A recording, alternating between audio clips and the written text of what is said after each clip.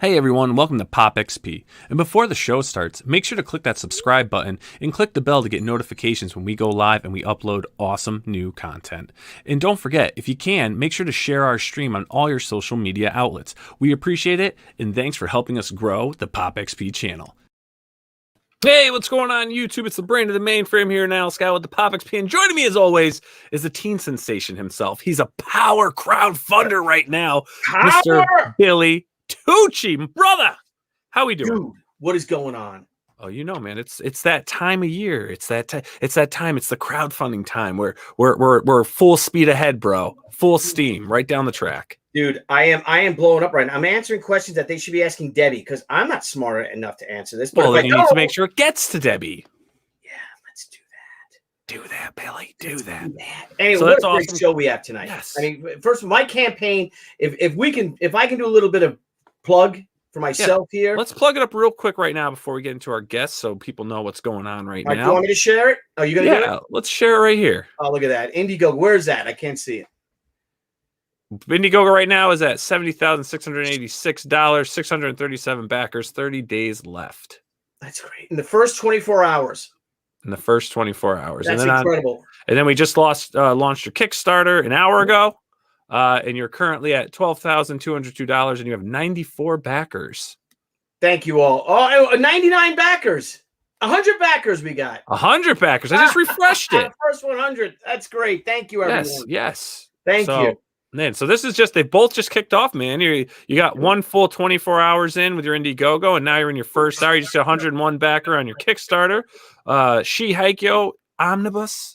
I'm sorry, I said She Haikyo. The She Omnibus, Way of the Warrior, Tomo, She versus Tomo, all piled into this awesome volume. 488 pages of nothing but good old loving and lots of bloodshed and smoking hot women. Yes. And just real quick, TJ James, welcome. Apex, great to see you. Ara, awesome. Nicholas Gear, Sadako, welcome. James, Heroenberg, Fizz Chozo, all you wonderful, wonderful people in the chat and more that keep coming in. Welcome, because we've got a great show. We have a returning guest. We have a first-time guest, but both these guests have collaborated, and they both have something big to tell us. So without further ado, everyone, let's please welcome Mr. Frank Fosco and Chuck Dixon to the show. Hello. Welcome. What is going on? And as I said, you have 3 Italians and 1 Dixon. There you go. But see, Chuck, so real quick, something I learned is I'm reading a book called The Steel Bonnets, because I don't know if you saw, I recently found out that I am a quarter Scottish. Wow. I am half Sicilian and quarter Scottish, and then a little bit Irish thrown in there, 5% English thrown in there, some French, no French, some German, 2% Norwegian. Now, if I was 3% Norwegian, I'd probably be 6 feet tall. but anyway, so I'm reading this incredible book, The Border Reavers, because I was at a convention in London 6 years ago for the 25th anniversary of She, for the 20th anniversary of She, and I did an interview in a magazine or the newspaper. I think it was the London Times actually, and they had me where I said I'm so excited to return to the land of my forefathers because I was told that my birth father, whose last name is Elliot, was English, was all English. So I thought I was all English. This nice chap comes up to me and gives me this book and says, "You're not English at all. I read your article." And he's a Scotsman. And he says, "You're Scottish." And I'm like, "No, I'm not. I want to be Scottish so bad. I want the kilts. I love Braveheart. I love the blood. I love the blue." And he's like, "No, you're Scottish. Your last name is Elliot. That's a very old Scottish name. And you're a border reaver, which means you're a borderer, which are the border reavers are the ones that were over the other side of Hadrian's Wall, the Lowland Scots, the ones that actually fought the British all the time." Right. And they were basically a reaver is a raider. So they were horse thieves, murderers, great soldiers. But where I found, now I've been doing all this research of where my family's from, Elliot. I wrote into the Elliot Clan Society. I sent him all my stuff. Yep. My lineage is I'm truly an Elliot, a border reaver. But there's another group of border reavers. The 2 most populous border reaver names are the Elliots and the Armstrongs. Mm-hmm. So the first man to walk on the moon was a descendant of Scots. There's another smaller group of families, tribes they were, and one is the Nixons, like Richard Nixon Mhm. is a border reader, and another one was Dixon. Yep. So you are I remember you said that you have that Scotch Irish in you. I Yep. know with all the research I've been doing, where Dixon comes from, and you guys come from, you're a border reaver. So you are the worst of all Great Britain. Well, yeah, You know, because The worst of the worst. There's no great. There's no. But they were awesome. There was no. There's no. Like beautiful real coat of arms, and none of your family, none of your forefathers were kings or princes. Like they wouldn't bend the knee to the British, so they were packed off to Ulster in Ireland. So they're often called the Ulster Scots. Oh, and then okay. they were packed off here. They were brought here in chains. They were white slaves brought to the Carolinas in chains. And the reason why Dixon and Nixon are spelt with an X is it's the cross of St. Andrew, the Oh, patron saint of Scotland, and it's so that you will know we're not English. We don't spell our name the English way. We spell it with an X. oh, that's right. Because it would be CK, right? Like Dick. Right. See, being But that I'm English anymore, I'm only 5% English, so I could say that too. Because Oh yeah, because you have DNA. Scottish pride. So, And but Thomas another- Lennon read it too. Yeah. Look Well, at another you. thing I'd like everyone to know that this episode, due to our illustrious manly man, badass guests, this episode of the Pop XP, I think it's episode 498, maybe. Scala. What's that? We're like, I'm sorry, 390. We're almost at 400. No. 398. We are. You can't go off my file system. 'Cause Oh, okay, all this right. is probably. I think this is video 419. Okay, so we're over 400. But this particular episode is brought to you by the recently departed William Smith. Oh, Yep. Yeah. The one and the only Lee Marvin and Don Rickles. There you go. You hockey you buck. meant all.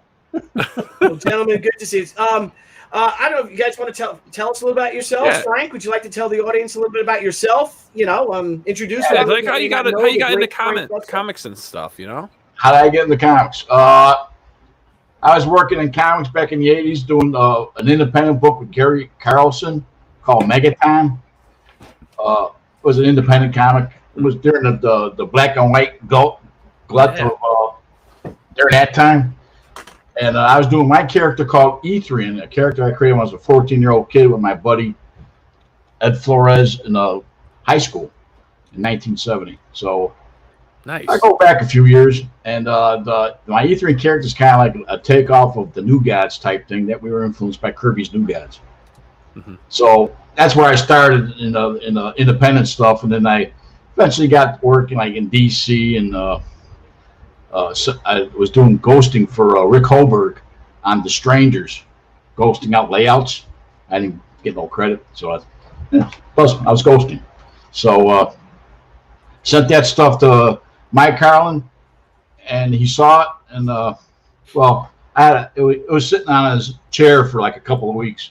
I called him up and say, my name's Frank Fosco, and I sent you a.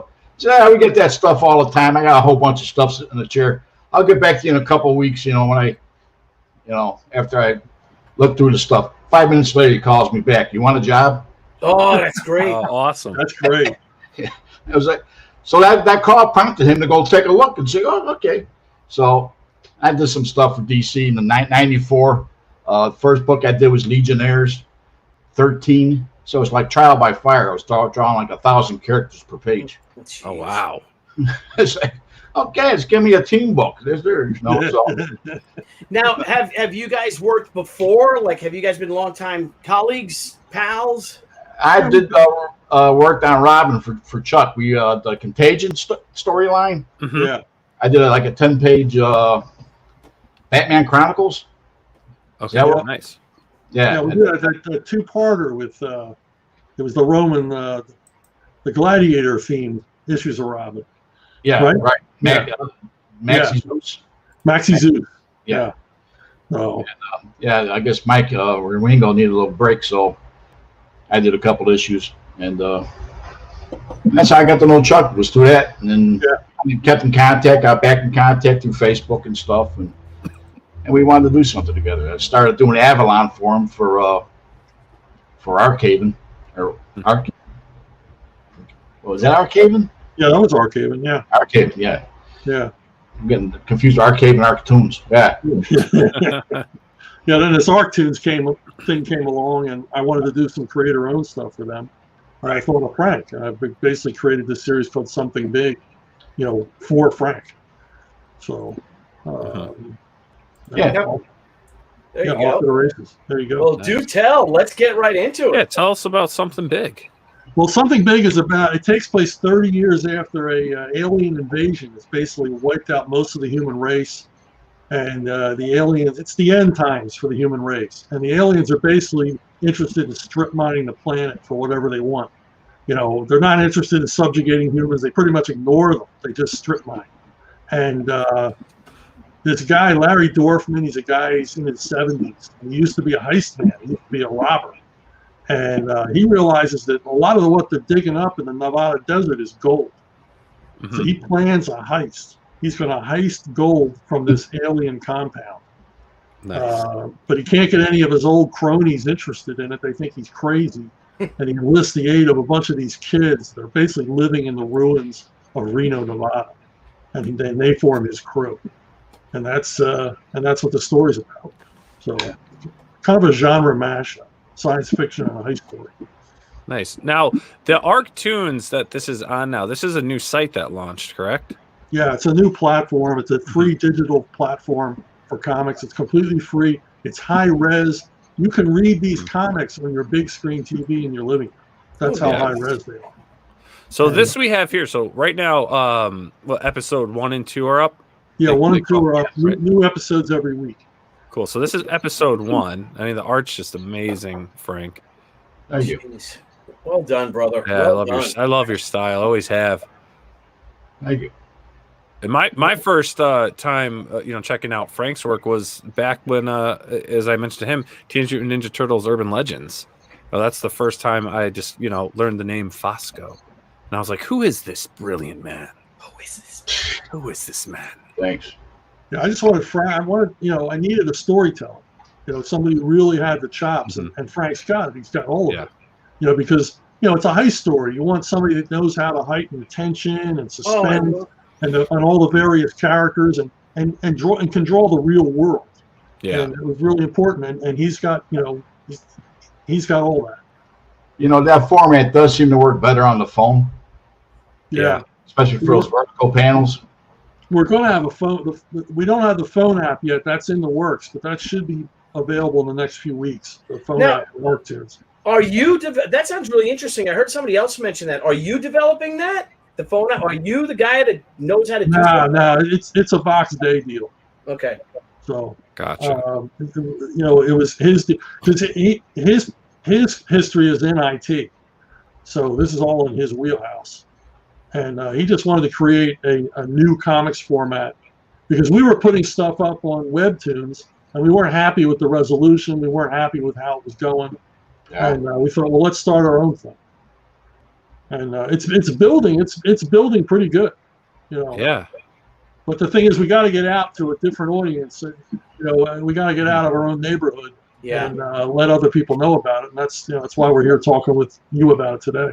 Definitely, Frank. You're doing everything on this art, right? Just the pencil and inks. We got a colorist. Oh, you do have a colorist. Okay, are they coloring this by hand? It's in gray tone. So he's laying color on top of gray tone. I'm doing like washes. Yeah. Color on top of gray. So he's basically putting in flat colors, and the gray is kind of highlighting or putting depth in there and stuff like that. So it's coming out pretty cool. This is all traditional art, right, Frank? Yeah.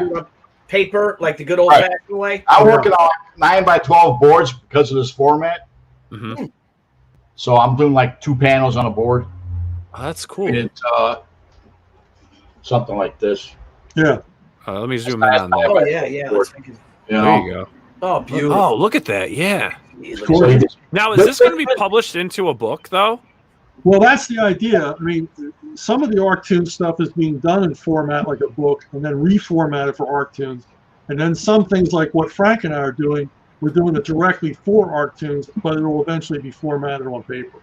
So it'll be eventually available as a public book. Yeah, nice. No, this looks great, guys. I love the art. I love this panel right here. I just love this. Is that a young Frank right there? You got.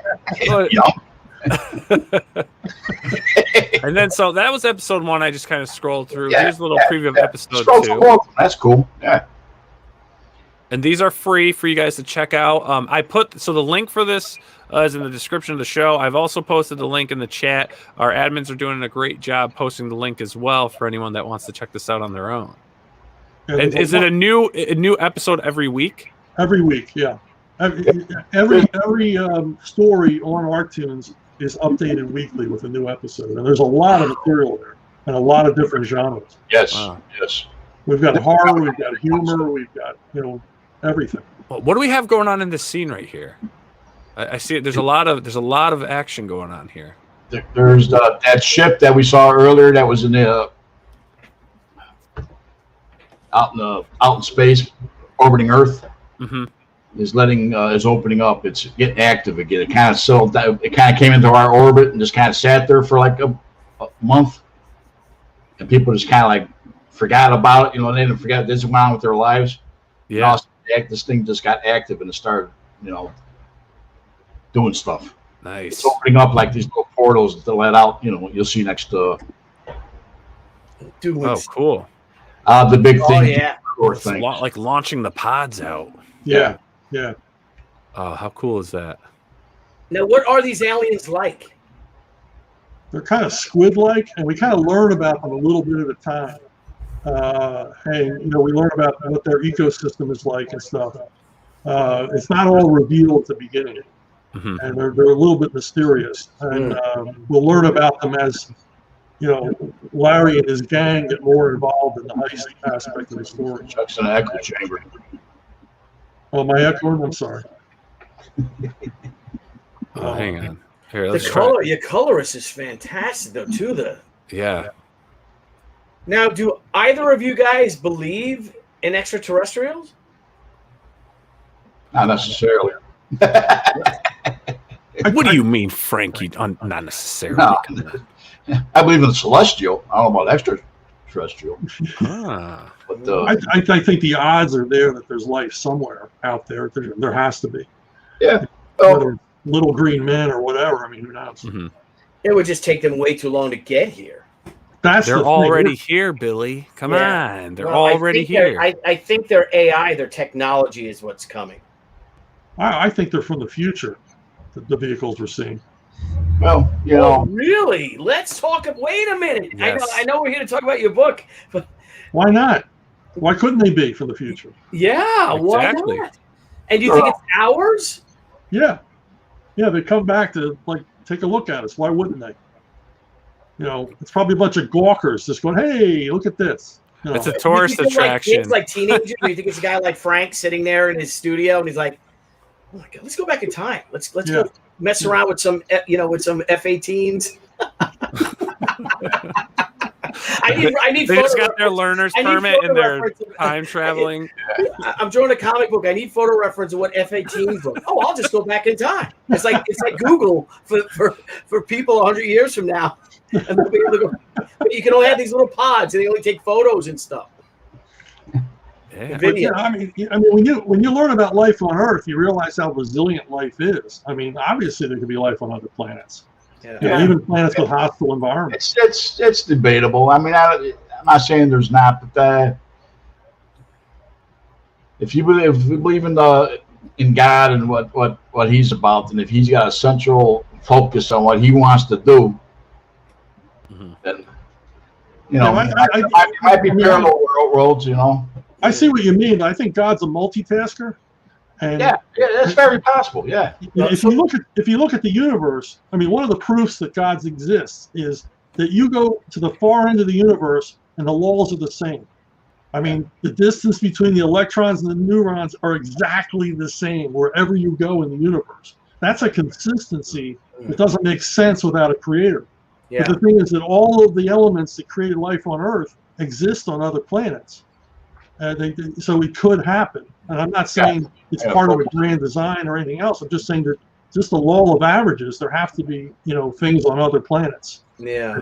Not necessarily we could talk to, but they're crawling around. I mean, you have life forms that live in the ice at the Antarctic. You have life forms called extremophiles that can live at the heart of a nuclear reactor. So of course there could be life on other planets. Could be. Could be. Well, Frank, so basically to put on top of what Chuck said, Frank, just think that. So would you consider possibly that there is life on other planets, and because God made man in His own image, they would look like us? Because I mean, how many images does He have? Oh, Right? his own They look like us. we are his men. image. Yeah. And that's why I think the focal thing with God is here. You know, we're this little dust ball floating out in all this sand of space. Right. And he's got his concentration on one speck, and that's us. I'm not going to argue with you. I think you could be right, but yeah, it could. But the building blocks are there. The chemistry. They say Satan is the prince and power of the air. Now, if he's the prince and power of the air, what can he do with that air? If we're going by God's word, if we're going by supernatural, or hey, can I get people thinking there's space aliens out there? Can I trick mankind into falling into this thing? Just to escape from God's truths. Mm-hmm. Well, we got Heroinberg here. Heroinberg is just a knowledgeable man. He just always has something. And a great comic book creator in his own right. But he's saying here, Chuck, what do you think? Of course there's alien life out there because of the Fermi paradox. But we'll never reach here because the speed of light, unless they travel thousands of years on a generation ship, which we haven't seen. I think we haven't seen any ships yet. I think we should be afraid of their technology because they've passed on, but their technology, their AI has just been building and building. Well, I'm not going to say there's not life out there. I mean, I just think that the Lord has a concentration on His particular creation. And that's how I view it. Now, if He's got other worlds out there, we're just, petri dishes or whatever. Yeah. Yeah. But that's kind of the fun part of the discussion. Society like Earth. I don't know. Yeah. I mean, you talk about the heavenlies, the earth, the heavens and the heavenlies. Mm-hmm. Some deep stuff, man. It is deep stuff, and that's kind of what's fun talking about it because we don't know, right? So it's like you go on, what you believe and what stuff, and it's cool to listen to other people's theories and faith and things. And again, ultimately, we don't know. One day we will all know. When that day does come, we'll know. And then I believe to the point you can know now. Yeah. That's we could know already. It could be right in front of us. So I believe you can know now. Mm-hmm. So, I mean, I don't know about the worlds and stuff and other life out there, but I know here is the place to believe. Yeah. So. I agree. So do you believe in ghosts? Spirits. I mean, yeah. Paranormal. Paranormal. Frank, do you believe the Cubs will ever win a World Series in your lifetime? I'm surprised they did. Oh, that's right. They won in 2015. Yeah. You make that joke anymore. 2016. It wasn't the Cubs then. That's right. What am I thinking? Forget it. The Bears? 16. Yeah. No. The Cubs did win, and that screwed everything up. I know. They were long to the days of 2016. Yeah. They thought they had a team that they could win a few times, and it's not happening. The eye test is telling you no. So let me ask you guys. So we've got, something big going on that's in the works. It's an online comic series that goes by episode per week. Hopefully we'll get the whole series in a book volume. Do you guys is there anything else you two are working on, or is there anything else either of you can discuss that you have in the works that people can look forward to? I'll start with you, Chuck. I got a new Levon Cade novel coming out soon. Nice. Nice. It's a series about a vigilante justice kind of series. So I think it's the 8th or 9th book in the series. I can't remember which. But it's called Levon's Hunt. So I'm working on the follow-up called Levon's Prey. I hope to finish that in the next few weeks. So. Oh, what a great title. Nice. Can you give us a little insight on either book? Well, I mean, Levon's a guy that he gets himself in all kinds of trouble and then has to deal with it. He kind of is a loose cannon. He's not like a detective or anything else, but he just kind of gets ticked off. He takes care of somebody, and then it turns out, they got a big brother or something. And in the most recent book that was published, he uncovers a ring of child sex traffickers. And things don't end well for them. But then he finds out that they're part of a much larger group. And so he gets himself deeper and deeper into that. Like an industry like Hollywood. Seriously, yeah. I mean, like a producers union or something. Yeah, I mean, in the book that's coming out now, he basically uncovers the fact that a United States congressman is involved in this stuff. So it's getting real deep for him. Yeah. But, love the political intrigue too, added to it. Yeah. And I don't put a lot of politics into it, but let's face it, we got a lot of, corrupt mediocrities running things now. So somebody's got to take care of them. Yeah, it's terrifying. It's terrifying. If you saw that thing with Twitter, there's this new thing it's something like 50, 60 identical accounts on Twitter. And they're all blue checked. They all follow the same people, and they're followed by the same people. And it's one bot account or whatever, but and these are the influencers. These are the people that are dispensing this information or helping to block information or to degrade things and these big corporations are following them. The news programs are quoting them and saying, well, this is the source from this who did this, and look, they're a verified account. And the thing is that all the faces, I was on All Caps Comics last night, and there was something like 50 different faces, and they're all female accounts, all women. And they all had the same exact eyes. They just digitally changed the faces, and the eyes matched perfectly and completely. Really? Well, they created their own alternate reality.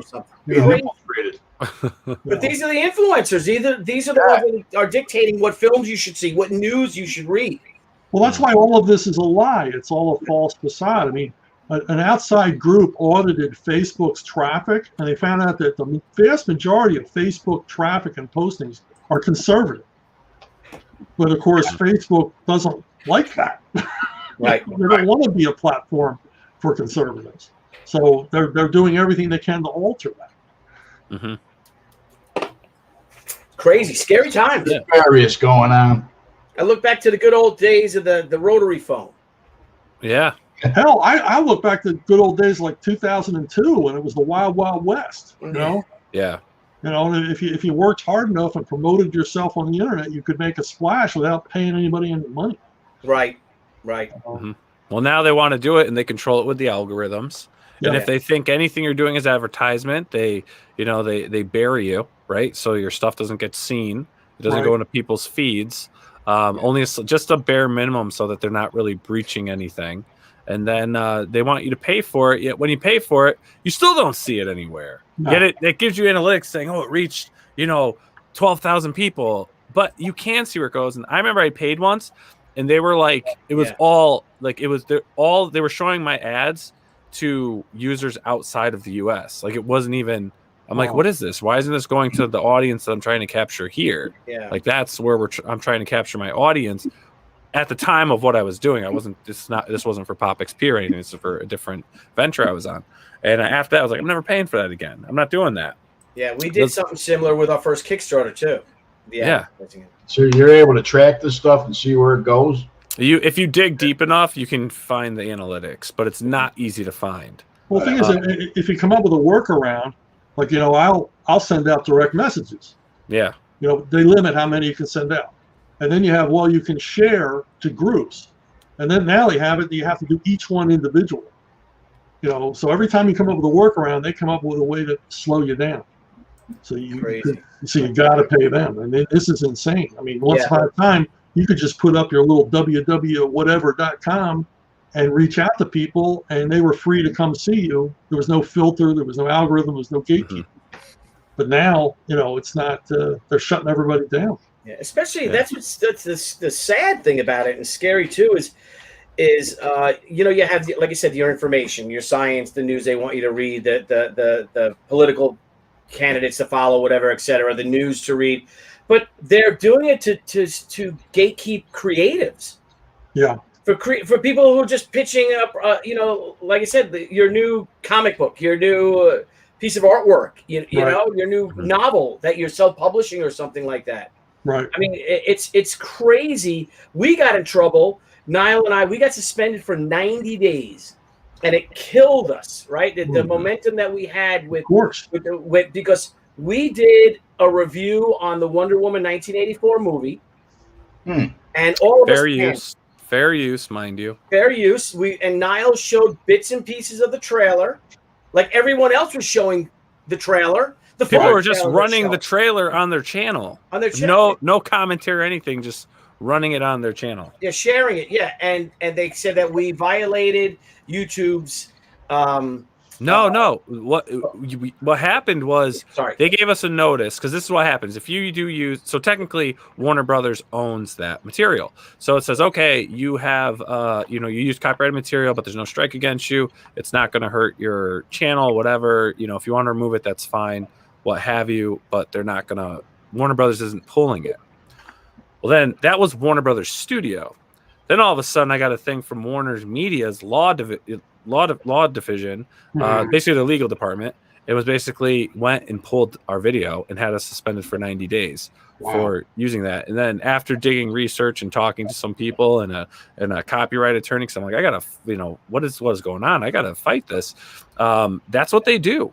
And basically, I was told, well, if you did a positive review, they wouldn't have probably pulled you. But because you guys really just into it, huh? Took a dump on top of this movie here, that didn't help your cause. But I'm like, but that's fair use. Like, oh, you can fight it, but copyright is such a gray area that fair use actually really doesn't exist. It's literally in the hand of the copyright holder if they want to pursue anything with you. I mean, Warner's has lawyers hanging on hooks just waiting for guys like you. I mean, I've had my own dealings with Warner lawyers, and they got nothing to do all day but make people's lives miserable. Yeah, but we did good, actually. It helped us in the end. It helped us because we got a great grasp on our analytics for YouTube, and we're getting to more people and a wider audience now. Because there is a thing, if you do your own channels, recorded, posted content gets better analytics than always doing live content. So you really have to find. It's really like an 80-20 mix. 80% should be uploaded content, 20% should be live. But it's so much easier to do live stuff because then you don't have the post editing, you don't have the production, you just go live. Right. So, I edit live while I'm doing my videos. So I'm sitting here putting the images up as I'm talking. Yeah, exactly. It's a little easier to just be chatting and this and that, and it's something big. There you go. All right, Or let's check out the site. And Chuck Dixon's doing it the old Don Rickles way. There you go. I just love that picture. I'm sorry. Hey, what's up, Andrew Wilson? Hockey puck. The hockey puck. A great story of Rickles with Sinatra. You know that story, right? With his mother or something, and he was in Vegas, right? And he sees Sinatra, and he's like, Frank, he comes over. He's like, could you do me a favor? I'm taking my mother out. She's a big fan of yours. Would you mind coming over and just saying hello? It would mean so much to me. It'd make me look so great to my mother, blah, blah, blah. He's like, yeah, sure, no problem, Don, right? And then he's sitting there and he's eating dinner, and Sinatra makes his way over, and he says, how you doing, Don? And Don turns around and says, Frank, what the hell are you bothering me for? You didn't have a dinner with my mother. Talk to you later. My favorite Sinatra story was Shecky Green used to talk about how Sinatra saved his life, and Frank will know the punchline of this joke. Shecky Green said a bunch of thugs were beating him up out behind the sands, and Frank said, let him up, he's had enough.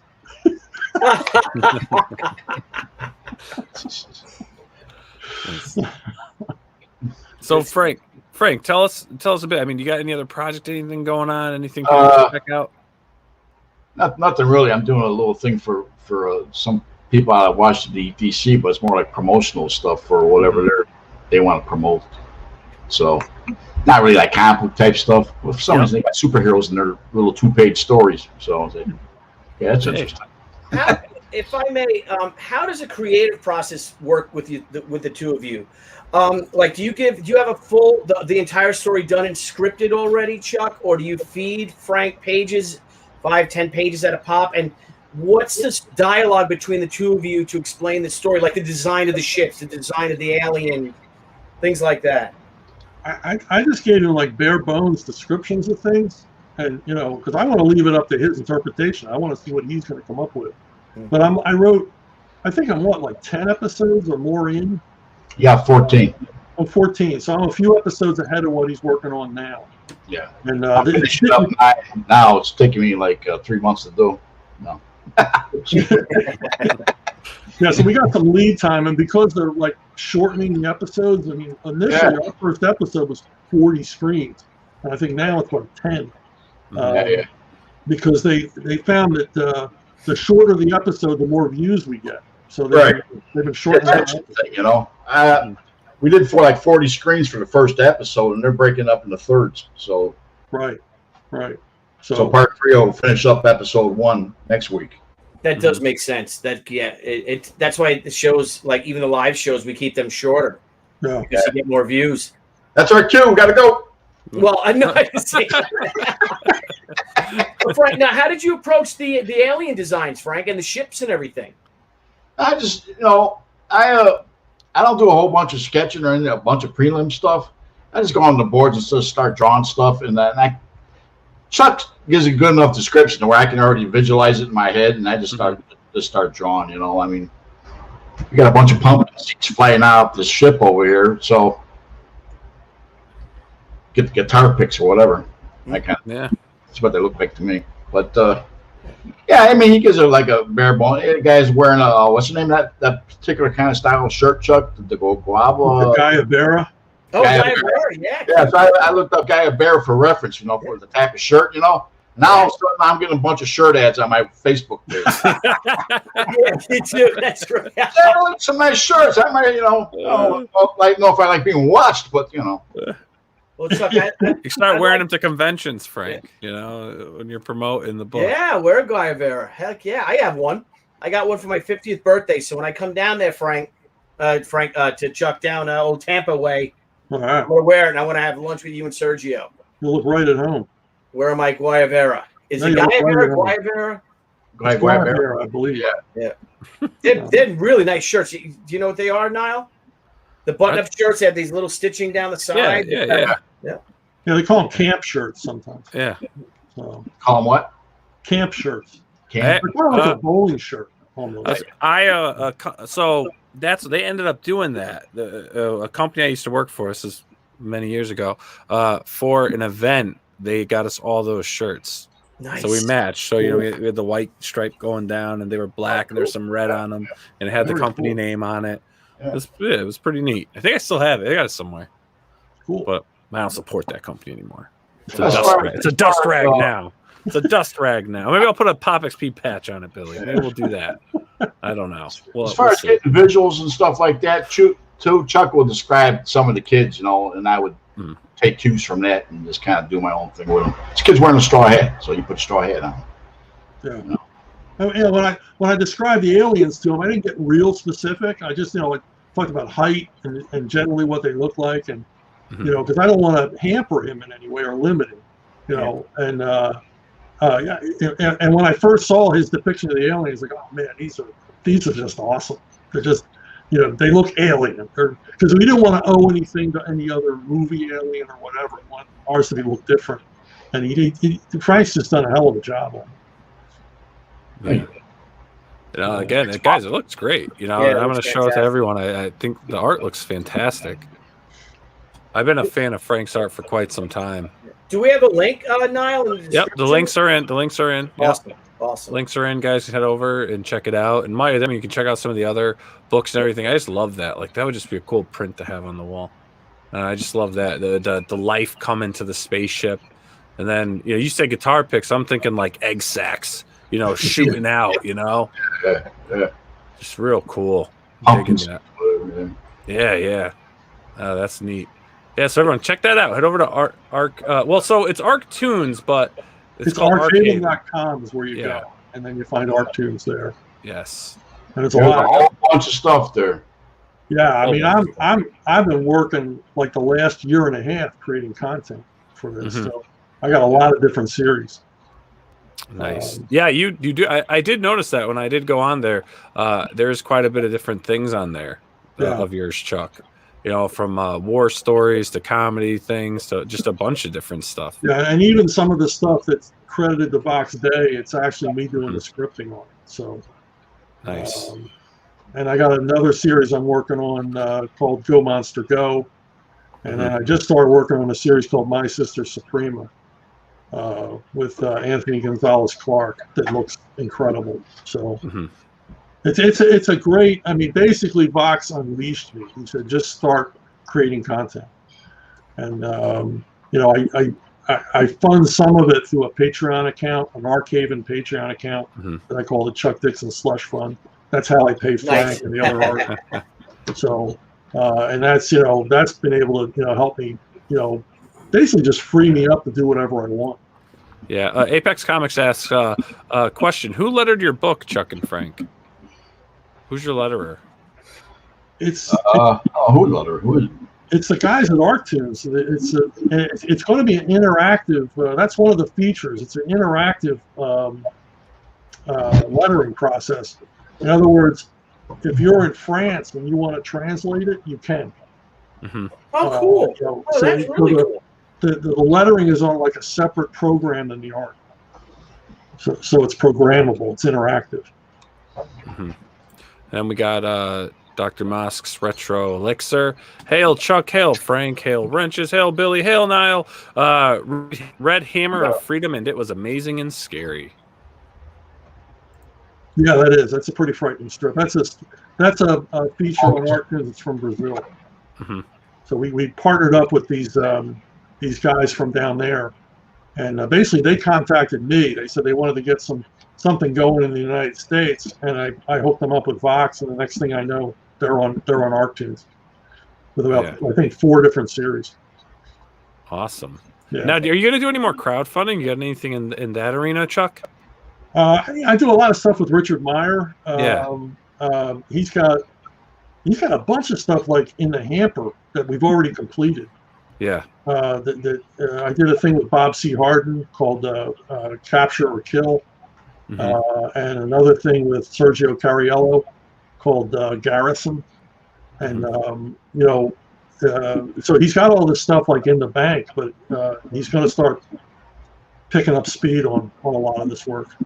Yeah. Because we got Expendables Go to Hell. That's going to be coming out soon.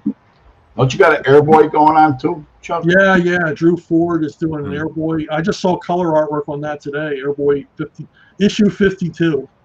So going back to the original Eclipse series. That's awesome, dude. Yeah, that's cool. No Heap story, huh? What? No Heap story, huh? No. I know because Frank did a Heap story in the first one. When we did Airboy 51, one of the stretch goals was a Heap story by Frank that was gorgeous. Yeah. So, Frank, you ever think about doing a crowdfunding thing of your own?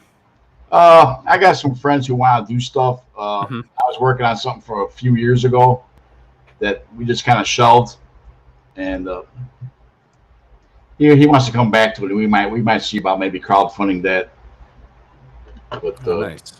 Not exactly sure where that's going yet, but that's what he wants to do.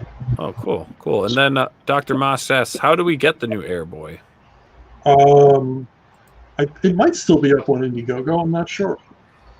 Okay. Can you find that link? Maybe Herrenberg. Yeah, Herrenberg. DJ.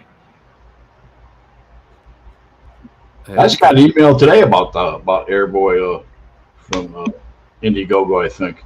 So it must still be up. Yeah, I saw the color pages too. He had it in the email. Yeah. He just sent them to me today. A bunch of the color pages. Looks good. Oh, nice. It's fun stuff. Excellent. Now, do you ever get pitched ever from any of the large publishers to come back and work on any familiar IPs? No. He's like, why the fuck would you ask that? Excuse me. It's they had me do an 8-pager and a Catwoman thing recently, and I only did it because I got to work with Kelly Jones. Nice. And then in a Robin, 100-pager, I did an 8-pager with Scott McDaniel and Nightwing, and only because it was Scott McDaniel.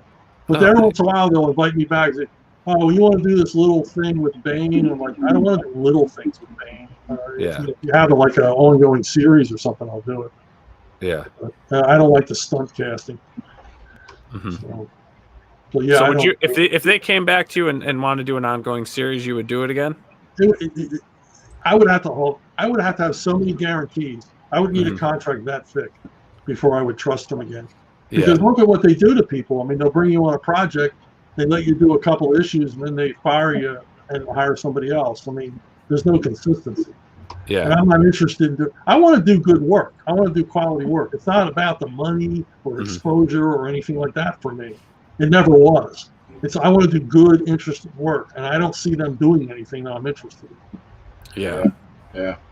So, well, I mean, I've heard they pretty much kicked everyone out for the most part. Yeah, a lot of the good guys are gone, and it's like, all right, let's get these, people that never really written for comics and this and that, and what's your agenda? Here you go. Okay, yeah, let's bring you in because fan fiction now. You fill this quota for us. Well, that's what it seems like.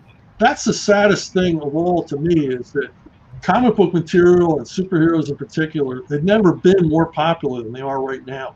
By all rights, guys like Frank and Billy and myself and all these other guys, we should be superstars.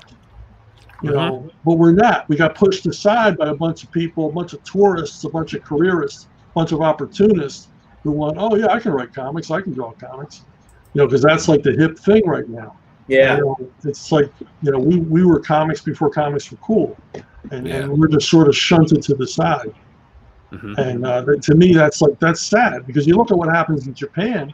The manga creators, they go on to make anime and live action, and those creators are involved, and they get a piece of it, and they're considered to be a vital part of that whole process. They're superstars. They're superstars. Yeah, the comic book people in America are more and more irrelevant to these movie and TV people. Yeah, they are. Yep. Well, you're the script. It's like they're the script writers. These kids that are coming in. It's like, all right, let's test something. All right, how does this work? All right, maybe. Oh, they kind of liked it. Let's see who's going to buy it to adapt it. Let's sell it. That's what it really seems like it's turning into.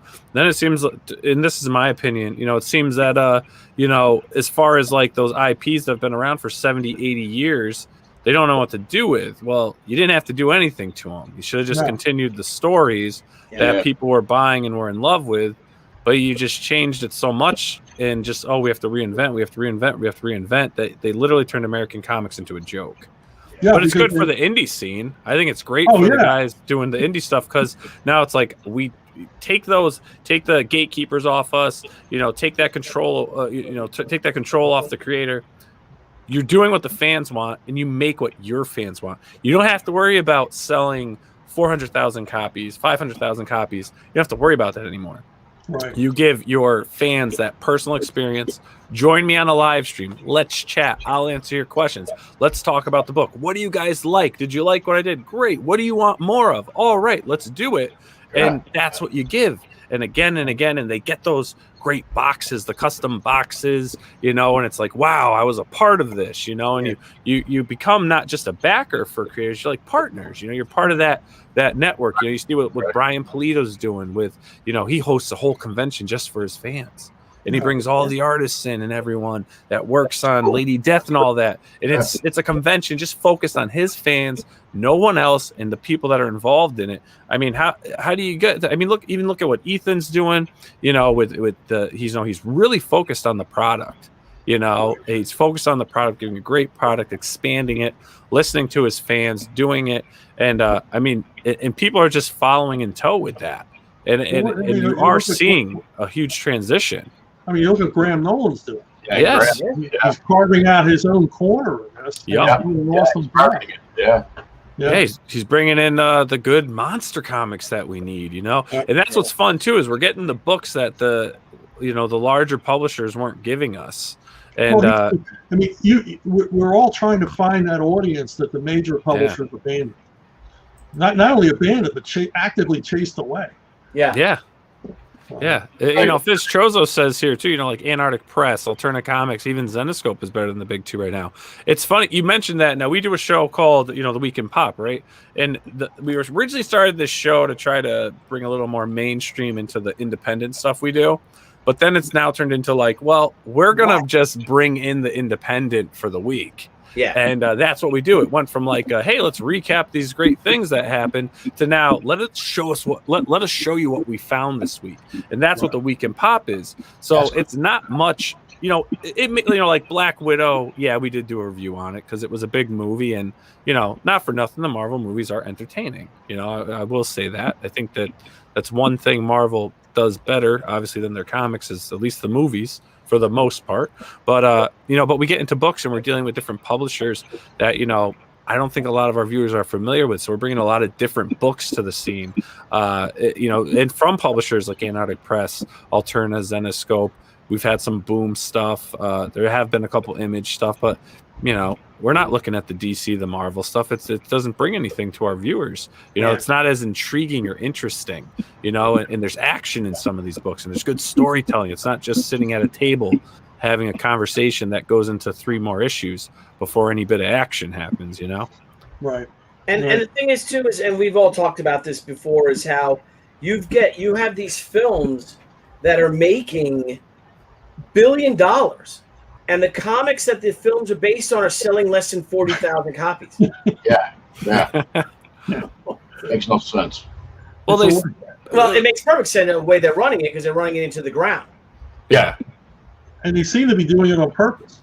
I mean, it's something. Right. It is definitely strange how it seems that they are like. It seems like they're running it into the ground. Yeah, all these major creators are defending it, right? And but it doesn't seem to be going anywhere. It's funny how wheels. Yeah, all these major creators who were defending them also got, after Diamond, the distributor, closed down for 2 weeks, they all got their pencils down order to stop working. Yeah. Because we're not paying you. These companies that are worth billions of dollars don't have enough to pay some poor, chap living in Indiana $125 a pencil a page. Well, and then you look at the way manga is basically eating Marvel and DC's lunch. Yeah. And it's like, and they're all complaining about manga. Oh, it's popular for this reason and that reason. You've never understood why manga is popular. Yeah. You've never, and that's what the video that I did that blew up, it was all about me explaining why manga, is eating the lunch of DC and Marvel. Why the top 20 books are all manga. Yeah.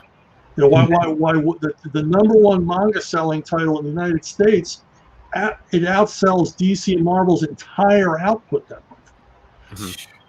And it's funny how these pros come to defend them. And comics are doing great. And I was on Ethan's show and he came up with the thing like, oh yeah, my wife is having sex. I'm not having any sex, but that's great for us. Isn't that just great? No, it's like, yeah, my wife's having sex. She's not having sex with me. She's cheating on me, but it's good that she's having sex. I mean, it's good that she is having sex. But she's just not having sex with me. Or, yeah. Or Ford saying, wow, Toyota just sold twice as many cars as we did. Isn't that great? Because at least we're all selling cars. Yeah. The automobile market isn't bad. Look at look at all the cars. Look at how many cars Toyota and everyone's selling. It's good that these cars are being bought, but it's not being again. I think that was Studebaker's last press release before they shut down. Yeah. Yeah, it's crazy what they're doing, and it is though. Manga, those creators and stuff, they don't care, and they don't really let society's issues and matters really change their story. If it's not relevant to what they're creating, they're not going to put it in the book. They're going to give their fans what they want, and if the story is relevant to maybe something that's political or going on, then they do that. But the force-fed stuff going in doesn't work. They're placating to an audience that's not there. No. Well, that's exactly what's going on now with American comics. Yeah. Right. And I've said this before. So like all these writers that that are saying stupid stuff, or artists that are saying, if you don't like my politics, don't buy my books. And well, that's not your book. That's Marvel's book. That's DC's comic. That's not your book. Right. But I just threw myself off. I was going to say something very relevant. Well, when you work on these legacy characters, you're a steward. Yeah. I worked on Batman for 11 years. I respected the character. I wasn't there to make it mine. I wasn't there to change it or anything else. I was just there to do the best work I could on it and then leave it unbroken for the next guy. Yep. Yeah. Work with that mythology. Yeah, Correct. exactly. Exactly. That's already been established. Yep. It's like you're sitting on the shoulders of giants, so at least you had enough respect not to piss on their heads. Well, Yeah. also, Like these there's new fans, there's readers, and you want to give them what they want. Yeah. Mhm. You don't want to change. You don't want to say, "Well, I don't like the Batman you like, so I'm going to change it." Yeah. Well, who the hell are you? Right. Right. Yeah, Well, you're one of how many?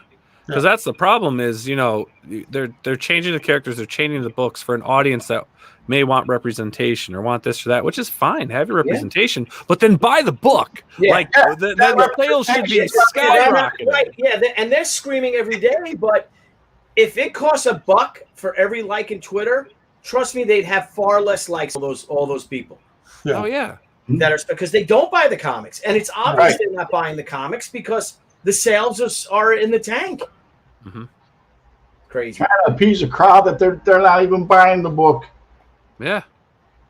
It's crazy. It Frank is. Fosco. It's It's crazy. crazy. It's Crazy. crazy. Crazy talk. It's the definition of insanity, I tell you.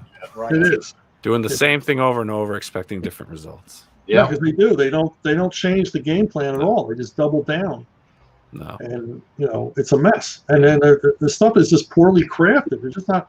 I mean, if the stuff was selling, I go, okay, they got the keys to the kingdom, but it doesn't sell. It's poorly crafted. It's junk. Yeah. And it's a sad state of affairs Mhm. for creators, for the readers, for everybody. Frank's just got a lot younger. No more wrinkles. It's like I'm all fuzzy now. You got to get focused. Yeah. again. His autofocus is being silly. What are you gonna do? Well, anyways, guys, we've had you on for an hour, so it's been great chatting with you. Bill's got more work to do. Oh yeah, constantly. Probably another stream to jump on, right? Or are you gonna take a? You gonna get some sleep tonight? I got to do this. I got to finish Mitch's Rocketeer.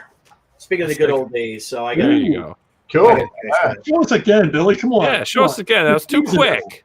Just started it. So I started Ooh. the professionals. That's and what you're working on that. He's like just started. The thing's No, practically I started the colored. professionals, and then I got back to it today. That's why this you're working on afternoon. that. Yeah. But Nice. I like this brown paper. I like that you can do those cool. Right? I don't know, Frank, if you use a Scala, you like this stuff. Oh, I got it over there. Yeah. I got scrap paper that you could. It was like a brown paper like that. Yeah. That I did artwork on. Color pencil stuff. It really takes it real nice. Yeah, it does. Yeah. Especially with the highlights. You get those And nice some gangster highlights. stuff. Great on that. I like the gangster genre. I'm all out of focus here. I'm all There you fuzzy. go. You go He's on fuzzy. Blair He's Witch fuzzy on with excitement. it. That's it. You got to get closer, Frank. You've gone Blair Witch on it. All right. Well, thank you, everybody, All right. Yeah. for joining us on the stream. Please follow these amazing gentlemen. Yep. Um, Head on over to Arcaven. Check out Something Big, episodes 1 and 2. Arctoons. It says Arcaven up here. What is It it? is. It's arcaven.com, but it's Arctoons. Okay. Yeah, my better Free. Arcaven, Arctoons, head on over. I have the link here, so this link will be in. So all you gotta do is click it, bookmark that link, because then you just go to it Yep. every week. You'll have your new episode. and if I can share something, Nile, if you wouldn't mind. What do you want to share? Well, I'd like to share my little Indiegogo page here. We launched 24 hours ago. We're over $71,000. Oh my God! Well, look at you. Thank you all. This is just wonderful. And then we just launched. What time? 2 hours ago. If I'll stop sharing. 8 p.m. Yep. Yep, we launched 2 hours ago. We launched our Kickstarter. And let's see what that is. That's over $16,000 in 2 hours. Thank you guys. Oh, you guys are amazing. That's crazy because I had it up here, and last time I checked was maybe a half hour ago, and it was at 13,000. Wow. Well, That's thank nuts. you all. We are humbled, and I promise, I sure as hell, we will not let you down with this book. Oh, you will not be let down. 488 pages of good old she goodness. Cool. Awesome. So. All right. Well, hey, everyone in the chat, thank you. Soundtrack TV, Statistical Zero, It's McGee, TJ James, Heroinberg. I'm going to, Dr. It's Moss. McGee. It's McGee. Apex Comics. So many people in the chat tonight. Fizz Chozo, thank you. I already said TJ. TJ, you get enough credit. You are now banned. No, I like you. You're cool. But everyone have a great night. It was so great catching up with you, Chuck. Frank, we finally got you on your maiden voyage here on the Pop XP. So we'll definitely have you on for much more. Keep in touch if you got any cool creators on that you want to chat with. Give me a ring. Great seeing you too, Chuck. Great meeting you, Frank. Great meeting you guys. Thank you very much. All right, everyone. Have yourselves a great night, and we'll see you all tomorrow on the Weekend Pop and Professionals. Take it easy, Frank. See you guys later. See you. Hey everyone, thank you for joining us on Pop XP. If you haven't already, make sure to click that subscribe button and also click the bell for notifications when we go live and we upload some awesome new content. Also, don't forget to head on over to Twitter and follow us at the Pop XP and over on Instagram at the Pop XP. Thanks again everyone, and we'll see you soon.